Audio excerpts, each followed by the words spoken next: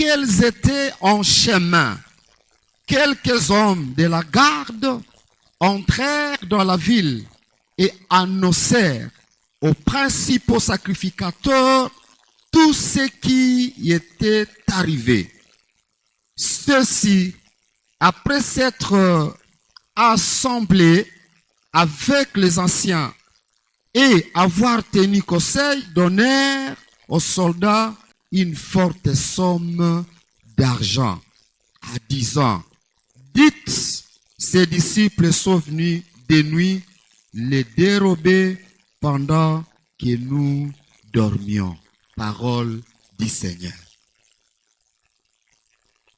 Bien-aimés dans le Seigneur, notre texte en ce jour de Pâques sera médité sous le thème que nous avons intitulé « Allez dire que je suis ressuscité ». Allez dire que je suis ressuscité. Bien-aimés dans le Seigneur, la résurrection de Jésus-Christ est le cœur de l'évangile.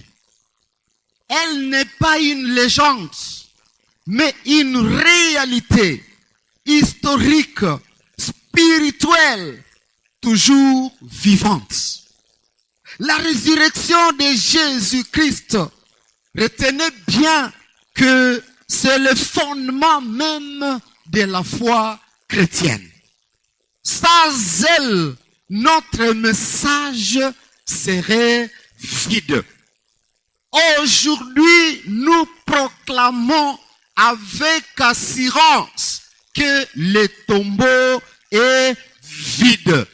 Jésus est ressuscité. Il est vivant. Est-ce que tu peux acclamer le ressuscité? Bien-aimé, la puissance divine qui a ramené Jésus à la vie intervient maintenant pour donner la vie à notre être spirituellement mort. La résurrection de Jésus garantit notre résurrection. La mort n'est pas la fin. Il y a une vie après la mort. Et cette vie, nous la trouvons en Jésus-Christ. Est-ce que nous pouvons acclamer très fort, c'est Jésus qui est ressuscité? Bien-aimés, dans ce texte que nous venons de lire, il y a trois vérités qui se dégagent. La première vérité, c'est la révélation de la résurrection. La deuxième vérité, c'est la mission confiée aux croyants.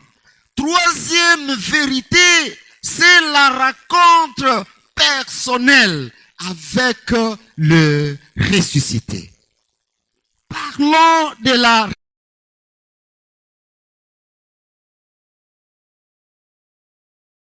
à partir du premier verset jusqu'au 7e. La Bible dit, très tôt le matin, Marie de Magdala et l'autre Marie se rendent où? Au tombeau. Je m'avais souligné quelque chose sur la personne de Marie. À parler de Marie de Magdala, la Bible ne parle ni de ses parents. La Bible ne parle ni de son âge. La Bible ne parle ni de sa situation conjugale. Toutefois, à lisant Luc 8, verset 2, nous trouvons qu'avant de rencontrer Jésus-Christ, elle était démoniaque. Elle était habitée, possédée, contrôlée par des démons. Et la Bible affirme que ces démons étaient au nombre de combien? De 7. Et bibliquement, vous savez ce que symbolise le chiffre 7. Le chiffre 7 symbolise la plénitude. Et donc, l'auteur, en l'évoquant, il veut nous signifier que Marie de Magdala était pleinement possédée à tous les niveaux. Je ne sais pas spirituellement, je ne sais pas psychiquement, je ne sais pas comment. Elle était possédée. Mais vous allez comprendre avec moi qu'avec Christ, bien-aimé, la vie change. Avec Christ, notre identité change. Quand Marie raconte Jésus-Christ, la Bible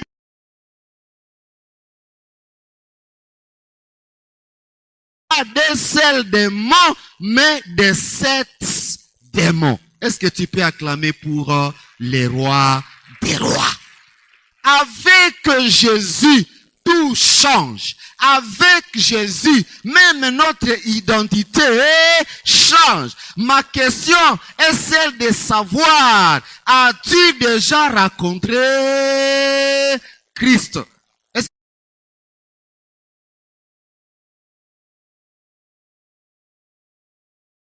Rencontré Christ.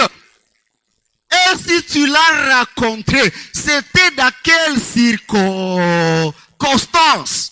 Je ne suis pas en train de demander l'heure. Je ne suis pas en train de demander le jour. Mais je demande la circonstance. Si tu l'as rencontré, c'était dans quelle circonstance?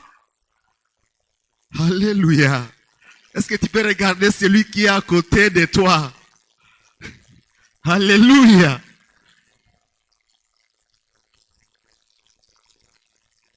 Dans quelles circonstances, bien-aimé? Il y a bien des gens qui disent non, moi je suis sauvé, je suis sauvé. Essaie de demander si c'était dans quelles circonstances. Il ne sait même pas où il s'est rencontré avec ce Jésus-là. Bien-aimé, après cette délivrance, Marie de Magdala, qui était habitée par des démons, a été l'une des plus fidèles disciples de Jésus-Christ. Elle mérite, je dirais, elle mérite très certainement le nom de qui? Le nom des disciples. Non seulement elle voyageait avec Jésus, mais aussi elle contribuait aux besoins du groupe. Marie de Magdala, après avoir rencontré Christ, la Bible dit que elle s'est donnée pour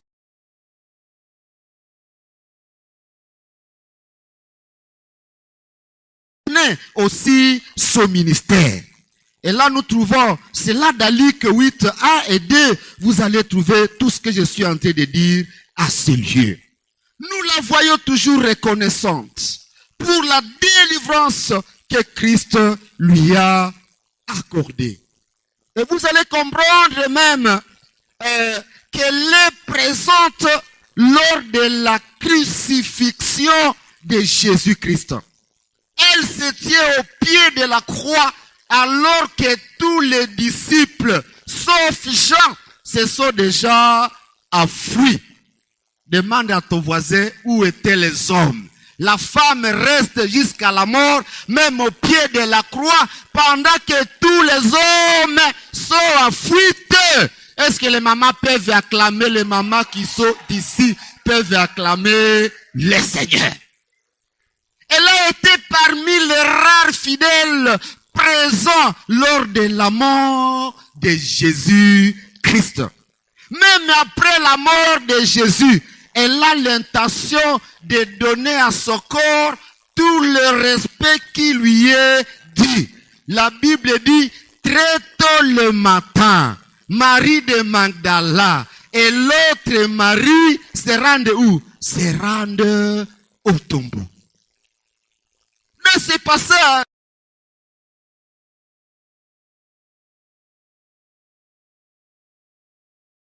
La mort. Les femmes viennent au tombeau avec le cœur brisé, pensant trouver un corps sans vie. Mais à leur grande surprise, elles trouvent la pierre roulée. Pourquoi la pierre a été roulée? Jésus n'était pas incapable de quitter le sépulcre sans pour autant rouler la pierre. Mais la pierre a été roulée pour montrer qu'il est déjà sorti, qu'il n'est plus là. Alors, si vous lisez au verset 5, il y a l'ange qui va dire aux femmes, mais ne craignez pas, je sais que vous cherchez Jésus qui a été crucifié. Il dit, il n'est pas ici, car il est ressuscité comme il l'avait dit. Voyez même le lieu où il était couché. Bien-aimés, la révélation de la résurrection nous rappelle que nos tombeaux de désespoir peuvent devenir des lieux de victoire. Même quand au travers de périodes très difficiles, les ressuscités est capable de transformer ces expériences en réussite. La révélation de la résurrection nous rappelle que rien n'est impossible à qui? À Dieu. Dieu avait, en fait, là où il y avait la mort, Dieu a fait jaillir quoi? La vie. Là où il y avait le désespoir, il a semé l'espérance. À Dieu, tout est possible. Toutes les situations que nous sommes en train de connaître, nous sommes en train de vivre. Bien-aimés, ne baissons pas les bras. Dans notre pays, la République démocratique du Congo, en général, dans notre province en particulier, nous sommes maintenant entourés par des seigneurs de guerre, des seigneurs qui sont en train d'enlever toute espérance à notre peuple, au peuple de Dieu. Bien-aimé, le ressuscité est là. Malgré tout ce qui se passe, il est capable de changer nos pleurs, notre douleur en joie. Est-ce que tu peux acclamer pour ce roi des rois? Bien-aimé dans le Seigneur, nous ne sommes pas appelés à trembler. Nous ne sommes pas appelés à avoir peur, mais nous sommes appelés à compter sur lui. Lui qui a vaincu la mort est capable de nous donner tout ce dont nous avons besoin. Après la révélation de la résurrection, vient immédiatement l'appel à la mission. Du verset 7 au verset 10, l'ange dit aux femmes, allez promptement dire à ses disciples qu'il est ressuscité des morts. Et si vous pouvez aller au verset 10, Jésus lui-même répète, il dit, allez dire à mes frères que je suis ressuscité. Pour dire que la résurrection n'est pas seulement une vérité à contempler, mais c'est un message à transmettre. La mission commence à Galilée. C'est là où il va donner le rendez-vous. Qu'il me trouve là à Galilée. Et retenez que dans l'Ancien Testament, Galilée figurait parmi les régions abritant les villes de refuge. Et était une région périphérique, souvent marginalisée. Lieu du premier ministère de qui? De Jésus-Christ.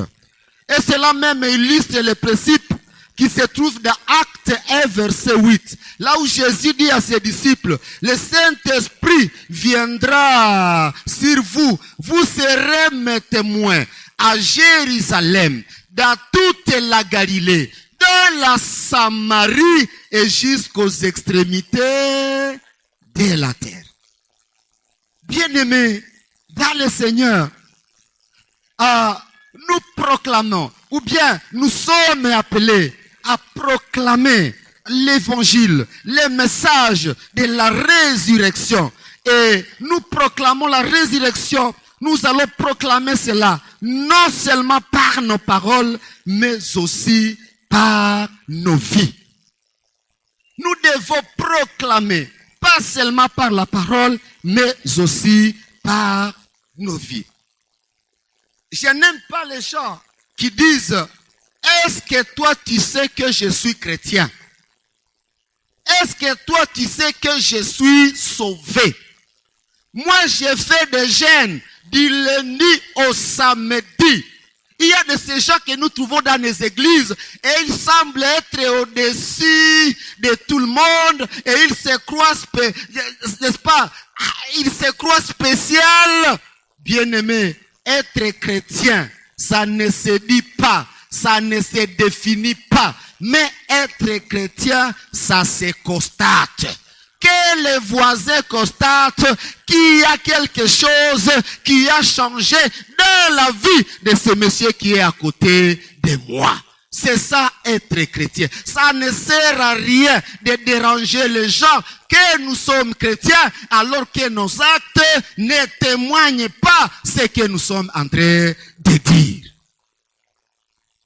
Je suis de la paroisse francophone Matanda. Il y a des gens qui se perdent comme ça. Leur vie, je suis de francophone Sebeka Matanda et ils croient que c'est fini comme ça. Dis à celui qui est à côté de toi, ce n'est pas tout, ce n'est pas tout. Nous savons que vous êtes des Matanda, mais il y a quelque chose, cela importe peu. Ce qui importe, c'est ta vie. Vivre ta vie, c'est le Christ, le ressuscité. C'est ce qui importe. Il y a bien déjà, nous serons près de Dieu. Et le Seigneur dira, toi je ne t'ai jamais connu. Sors d'ici. Alors qu'il était président de la chorale Mange Doria, ancien de l'église, il était évangéliste, il était, je ne sais pas, maman, c'est fait. Ce jour-là, on dira, je ne t'ai jamais connu. Sors de sérieux. Philippiens 2:15 dit, briller, nous devons briller comme des flambeaux dans le monde, portant la parole de vie. Notre comportement, nos actions et notre service deviennent des moyens puissants d'annoncer, doivent devenir des moyens puissants d'annoncer Jésus qui est comment? Qui est vivant. La mission demande des moyens. Et cette mission, c'est à toute personne bien-aimée qui a crié à Jésus-Christ. Toute personne qui a accepté Jésus comme son seul Seigneur et Sauveur. Nous sommes appelés à aller. Nous sommes appelés à annoncer que Jésus est ressuscité. Alors, comme je le disais, la mission confiée aux croyants est claire, annoncer la résurrection. Et nous allons annoncer. Cette mission demande des moyens. Prier pour la mission. Nous devons prier pour la mission. Nous devons soutenir la mission. Nous devons mettre nos ressources à agir pour la mission. C'est ça la seule chose que le Seigneur attend de nous. Il nous demande d'aller annoncer, d'aller proclamer cette victoire que nous avons dans la mort et la résurrection de notre Seigneur. Comme je le disais tantôt, nous allons le faire par la prière, en priant pour ceux-là, n'est-ce pas, qui sont en mission. Nous devons les soutenir par nos biens. Je suis en train de remercier les autorités ecclésiastiques de notre communauté. Le mois de mars a été dénommé mois de quoi? Mois de la mission. Partout nous sommes en train de voir comment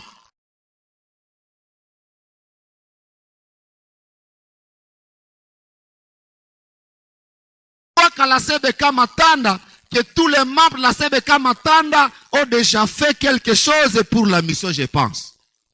Je ne sais pas qui a déjà donné quelque chose pour la mission, pour cette année 2026. Est-ce que tu peux manifester en levant la main? Tu as fait quelque chose pour la mission. Tu as donné quelque chose. On t'a fait l'enveloppe et tu l'as déjà remis. Alléluia. Peut-être que toi tu étais en voyage, tu n'étais pas ici. Tu n'as pas encore donné quelque chose pour la mission. Tu peux aussi faire ça, tu peux te manifester aussi. Ah, je vois, il y a une maman. 3, 4, 5, 6, 7, 8. Voilà. Révérend pasteur, aujourd'hui, les enveloppes sont là pour nos bien-aimés. Ça, c'est une occasion à ne pas rater, bien-aimés dans le Seigneur. Une occasion à ne pas rater. Vous êtes chrétien. Vous avez la mission d'aller annoncer. Aller annoncer en Ouganda. Aller annoncer, n'est-ce pas, à Kinshasa. Aller annoncer à Durba. Aller annoncer maintenant nous sommes où? Au Burundi maintenant. Vous n'aurez pas le temps d'y arriver. Mais avec vos biens, avec quelque chose, la somme que tu vas donner, eh bien, l'âme qui reviendra au Seigneur, en tout cas ta part aussi sera là. Et un jour nous arriverons, quand nous serons devant de notre Seigneur, nous allons même poser la question, Seigneur, quand est-ce que moi j'ai fait ceci? Il dit non, les $500 que tu as donnés pendant le mois de la mission, voilà les résultats.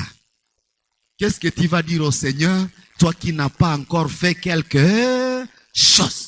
Je te supplie ce matin, pendant que vous avez l'occasion de faire quelque chose, n'hésitez pas. C'est lui à qui nous servons. C'est bien lui qui nous donne tout ce que nous sommes. Même le souffle que nous avons, c'est bien lui qui nous le donne. S'il veut, il peut fermer. Et s'il veut, il peut faire quoi? Il peut ouvrir. Demande à celui qui est à côté de toi. Qu'est-ce que tu as fait pendant ces mois de la mission? Qu'est-ce que tu as déjà fait pour la mission? Pose cette question, bien-aimé. Je voudrais que nous ne puissions pas sortir d'ici, clôturer ces mois de la mission, alors que toi, tu n'as pas encore donné quelque chose. Tu auras échoué, n'est-ce pas, ta mission. L'ange dit, allez promptement dire. Et Jésus confirme. Allez dire à mes frères. J'ai compris que la résurrection n'est pas seulement une vérité à croire, mais un message à faire quoi? À partager. Et quand nous partageons ce message, eh bien aimé, là nous sommes en train d'accomplir la volonté de notre Seigneur. Après avoir reçu le message, nous trouvons les femmes qui obéissent immédiatement. Là, nous sommes au verset 8, du verset 8 au verset 10. Mais sur le chemin, elles virent une expérience bouleversante. La Bible dit que elle raconte Jésus lui-même. Et ce passage nous enseigne 3 vérités essentielles pendant leur rencontre avec Jésus. La première vérité, c'est l'obéissance mêlée d'émotions. Les femmes quittent le tombeau avec crainte et grande joie. Et je suis en train de comprendre que la vraie rencontre avec Dieu produit toujours ces 2 dimensions. Révérence devant sa sainteté et joie devant sa grâce. Et si vous lisez le psaume 2:11, il est écrit ceci. Servez l'Éternel avec crainte et réjouissez-vous avec tremblement. Alléluia. La foi authentique n'est pas froide, elle est vivante et pleine d'émotions. Est-ce que tu es en train de vivre ta foi en Jésus-Christ? Des deuxième vérité, c'est une rencontre personnelle avec Jésus. Jésus leur apparaît et dit, réjouissez-vous. Elle s'approche, saisit ses pieds et l'adore. Et Jésus appelle Marie par son nom. Et quand il l'appelle par son nom, vous allez voir Marie maintenant le reconnaître.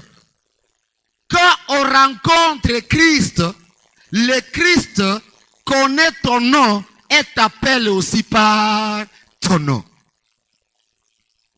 Bien-aimé, le Christ connaît mon nom. Il me connaît. Est-ce que toi aussi le Christ connaît ton nom? Tu t'es déjà rencontré un jour avec lui. Ce matin, la parole de Dieu nous appelle tout un chacun de nous à faire l'introspection de sa vie, à entrer à lui-même, essayer de revoir, est-ce que vraiment Christ me connaît? Est-ce que Christ, s'il revenait aujourd'hui, est-ce qu'il peut m'appeler par mon nom? Est-ce que je peux aller avec lui? C'est ça la grande question à laquelle je voudrais que tout et chacun de nous trouve une réponse. S'il est ressuscité, revenez aujourd'hui, est-ce que je peux aller avec lui? Parce que il peut revenir maintenant, il peut revenir demain. Personne ne connaît ni le jour, ni quoi.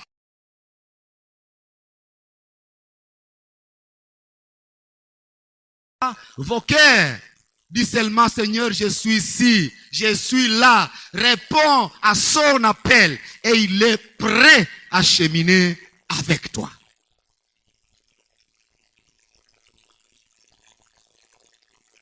La rencontre avec les ressuscités, bien-aimés, transforme nos vies. Elle nous remplit de crainte et de joie. Elle nous pousse à l'adorer sincèrement. Il y a des gens qui n'adorent pas sincèrement. J'étais très content quand on faisait la louange et adoration.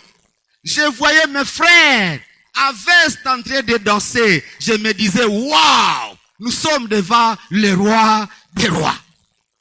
Mais je voyais d'autres là derrière. Ils étaient en train de regarder partout. Ne s'inquiète de rien.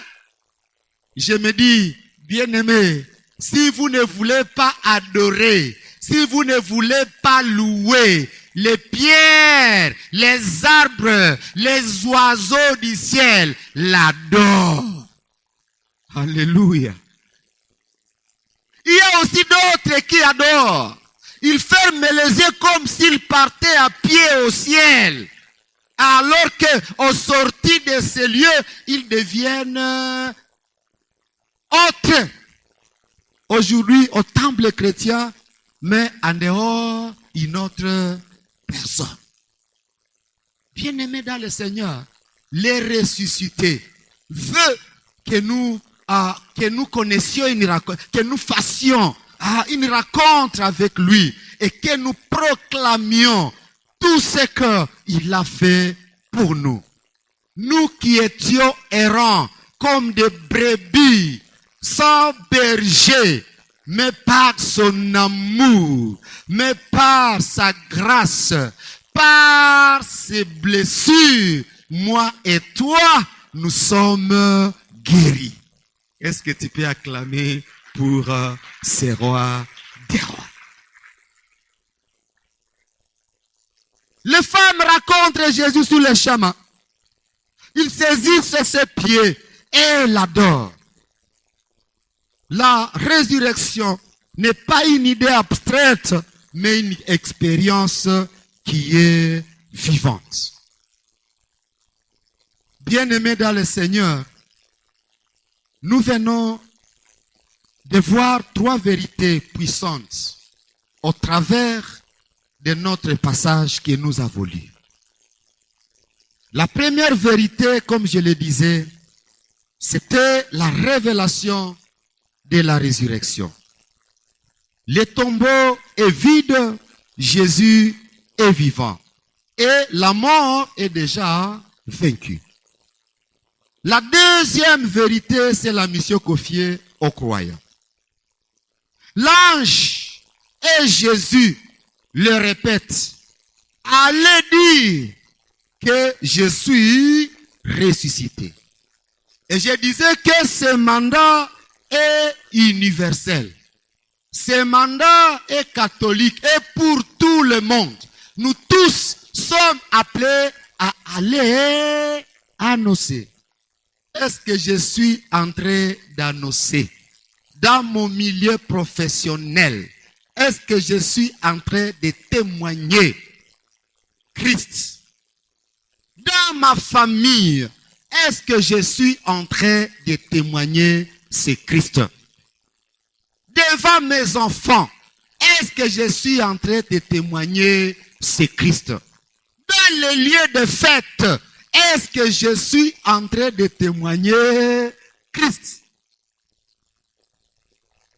La résurrection, je disais, n'est pas seulement un événement du passé, c'est une réalité qui nous engage aujourd'hui. Ne gardez pas ce message pour toi, mais partagez-le autour de toi. Et là, tu auras accompli ta mission. Chers fidèles de la CBK Matanda, ne gardons pas ce message pour nous. Annonçons à ceux-là qui sont à côté de nous.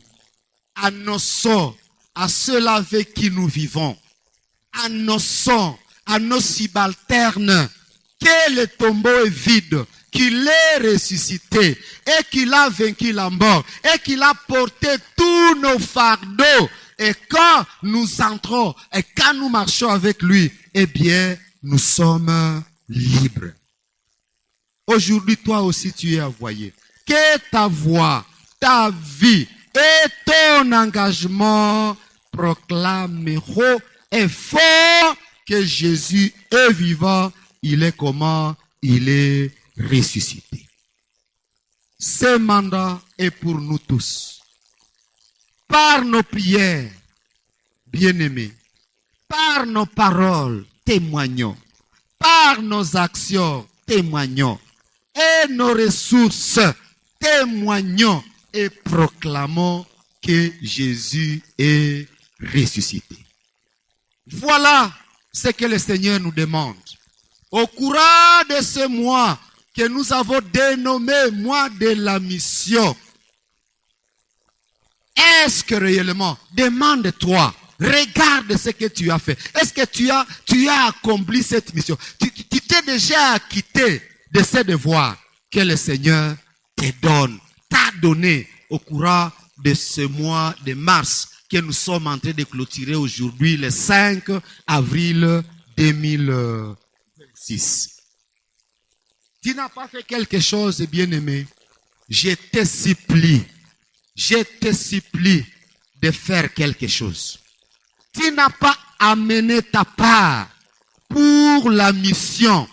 Je te supplie, bien-aimé, dans tout ce que le Seigneur te donne, tout ce qu'il t'a donné, regarde ce que tu vas faire pour envoyer les missionnaires. Dans Romains 10, 14 jusqu'à 15, il dit, comment attendront-ils parler si personne ne prêche? Et comment prêcheront-ils s'ils ne sont pas envoyés? Nous sommes appelés à envoyer les missionnaires. Et nous allons les envoyer, c'est au travers ce que nous recevons de notre Seigneur. Que le Seigneur m'aide à bien comprendre ce message, surtout à le mettre en pratique. En mettant ce message en pratique, je vous assure que le Seigneur aussi cheminera avec nous. En mettant en pratique ce message, je vous assure que les bénédictions de l'Éternel nous accompagneront, même dans nos activités, même dans nos projets, même dans nos familles. Soyons obéissants, soyons reconnaissants. Dans la reconnaissance, le Seigneur aussi nous vient à aide. Raison pour laquelle, à ce moment, je vais demander à tout et chacun de nous de s'incliner dans la prière. En s'inclinant dans la prière, tu te poses la question de savoir qu'est-ce que moi j'ai déjà fait pour la mission. Pour l'année 2026, qu'est-ce que j'ai fait pour soutenir la mission? Pour envoyer les missionnaires, pour annoncer là où je ne serai même pas. Qu'est-ce que moi j'ai déjà fait? Tu n'as pas fait quelque chose. Dis à Dieu, Seigneur, aide-moi. Aide-moi, Seigneur, pour que je puisse aussi trouver quelque chose à donner pour soutenir la mission, pour envoyer les missionnaires. Aide-moi aussi, Seigneur, à trouver quelque chose. Peut-être que tu as déjà donné quelque chose, mais tu trouves ça insignifiant par rapport aux bénédictions que tu trouves du ressuscité. Tu dis non, Seigneur, moi aussi je vais encore faire quelque chose pour l'avancement de ton œuvre, pour l'avancement de l'évangile. Moi aussi, Seigneur, je vais encore faire quelque chose. Je voulais prier avec toi. Tu vas prier pour toi-même, pour que le Seigneur t'aide afin de bien accomplir la mission qu'il nous accorde. Alors, avant de prier, je voudrais que tu réfléchisses davantage. Seigneur, si tu revenais aujourd'hui, et si tu me posais la question de savoir à qui j'ai déjà annoncé, tu trouves que jusque-là, tu n'as pas fait ce que vraiment le Seigneur te révèle.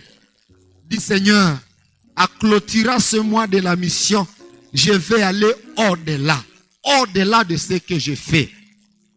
Et je t'assure, en faisant cela, le Seigneur pourra encore cheminer avec toi. Tu es tout pour moi.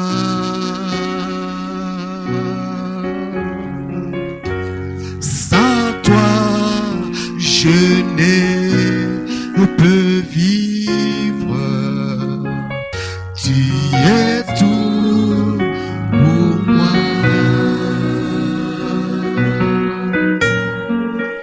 Gardez-moi près de toi.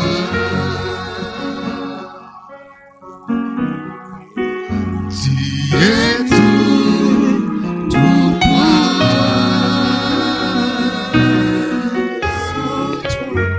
Sans toi, je ne peux vivre. Tu es tout pour moi.